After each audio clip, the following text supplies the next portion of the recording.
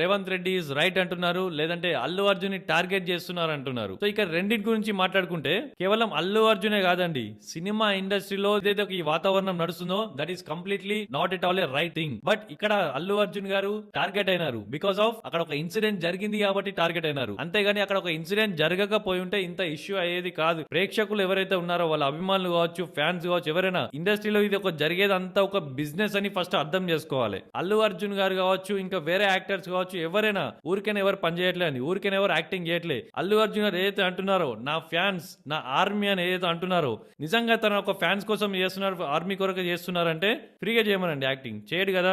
300 crores Pushpa 2కి 300 crores remuneration తీసుకొని మరీ తను యాక్టింగ్ చేయడం జరిగింది. ఇక్కడ చాలా వరకు చూస్తే ప్రతి ఒక్క యాక్టర్ వాళ్ళ బిజినెస్ కి వాళ్ళ పర్సనల్ డెవలప్మెంట్ కొరకు ఆలోచిస్తున్నారు తప్ప వాళ్ళ సొసైటీ గురించి మరి దేశానికి ఏ విధంగా ఉపయోగపడుతున్నారు, దేశానికి ఏం మేలు చేస్తున్నారు అనేది మనం ఆలోచించాలి.